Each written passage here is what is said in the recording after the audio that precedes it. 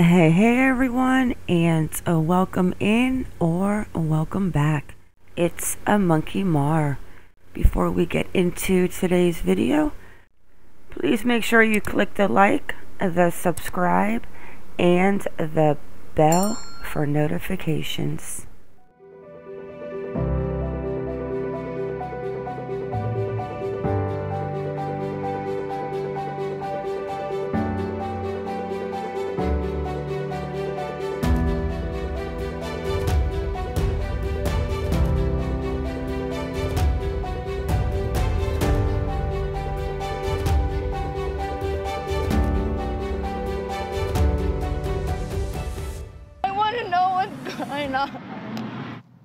Our top story tonight, a 27-year-old man shot dead by San Antonio police. In the aftermath, a crowd tried to flip over a patrol unit as officers pepper spray them.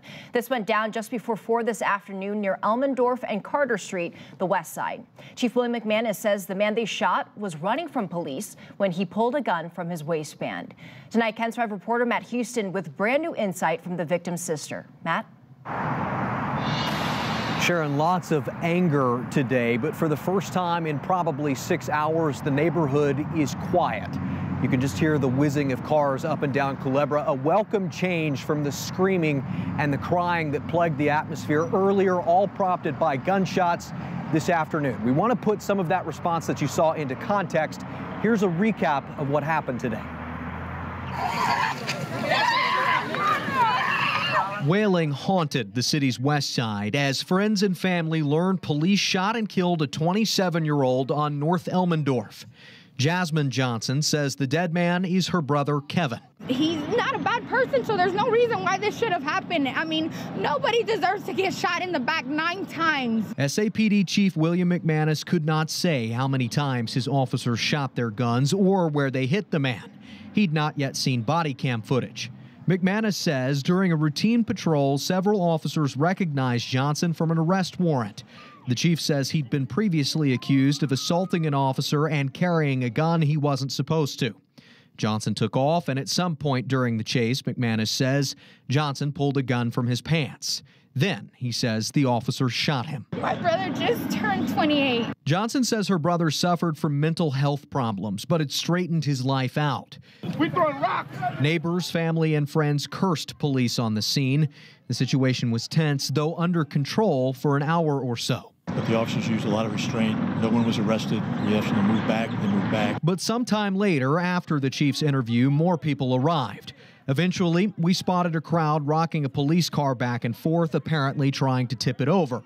In response, SAPD pepper sprayed the group. I didn't even do anything. The 3 officers who fired their guns are on administrative duty. They were, respectively, 4-year, 5-year, and 16-year veterans with the department. Police arrested one person involved in the fray that you saw there. The district attorney's office is now among the statewide prosecutors that are looking into exactly what happened today. We're going to keep you posted as we learn more about how all of this unfolded on KENS5.com and through the KENS 5 app. On the west side, I'm Matt Houston, KENS 5. Thank you, Matt. It's been so long since I have done a video, and San Antonio Police Department has got another unfortunate mess on their hands. So we know that Kevin Johnson was shot and killed by 3 San Antonio police officers.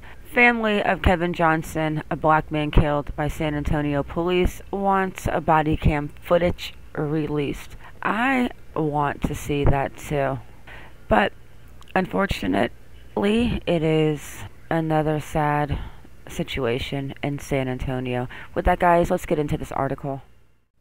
San Antonio police officers shot and killed Kevin Johnson, 28, on Monday. His family held a vigil for him in his West Side neighborhood on Tuesday night. Family members are calling for release of body cam footage of the incident. Kevin Johnson's family, friends, and community members gathered along a bridge over Aslant Creek on Lombrano Street. Many attendees held red balloons in the shape of stars and hearts. His sister Jasmine Johnson said Monday's events should have never happened. I mean, absolutely horrible. Another police shooting. I just don't get why, if he was shot 9 times in the back, that it's just, I don't know, crazy to me. Where was the taser? This is where we have to come now to see and have some kind of peace with my brother, she said, because until this very second, we can't see his body. We won't be able to see his body at all until he's in a funeral home. That's not their right to do that to us. That's wrong. I actually agree with that. The San Antonio Police Department has provided limited information about what took place. Chief William McManus said on Monday that Johnson had 2 felony warrants, one for assault on a police officer and the other for felony possession of a firearm. Okay, and Johnson said her family had not heard anything from SAPD as of Tuesday's night's vigil. No one yesterday at all said, "Sorry, I'm sorry to your family. Calm down. Let me get you some water. Let me tell you what's going on," she said. No one gave a F blank blank K. That right there is absolutely disgusting if that is the case. San Antonio is just starting not to like San Antonio Police Department too much. And no, I'm not stopping with Lena, so don't ask me. We are definitely going to have to see how this plays out because this is probably not good. An SAPD spokeswoman provided a limited synopsis of the incident. It explained that SAPD officers received information about Johnson's location. They attempted to make contact when he left his house. Johnson ran from police, the statement said, and then he reportedly pulled a handgun from his waistband. And this is obviously what the family is like. I don't believe it. I want to see the body cam footage. And if it was my son, brother, uncle, whatever, I would want to see it too. Johnson's family disputes SAPD's account. SAPD's version of the events say officers observed the suspect turn and point the firearm in the officer's direction.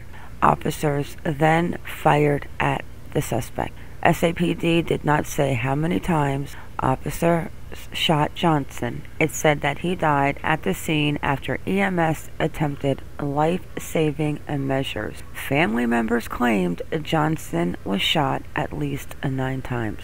My gosh. We don't know what more they did to my brother. That kills me. They are saying all this whatever. They didn't mention him getting hit with a car at all, Jasmine Johnson said. So they hit him with a car too? Yeah, I want to see the video footage. SAPD's statement did not mention a police vehicle making a contact with Kevin Johnson. Yep, I read that right. After the shooting, the scene grew tense between officers and community members. There was a scuffle between officers and those who were present Monday afternoon. They came pushing the lines, the ropes, the yellow tape was there. They kept pushing and pushing and pushing us further into the other end of the street. That's what they wanted. They did what they wanted, Johnson said, referencing law enforcement officer. Her mother, who was also Kevin Johnson's mother, Arlene Garcia, said she suffered bruising from her interaction with police officers for asking questions.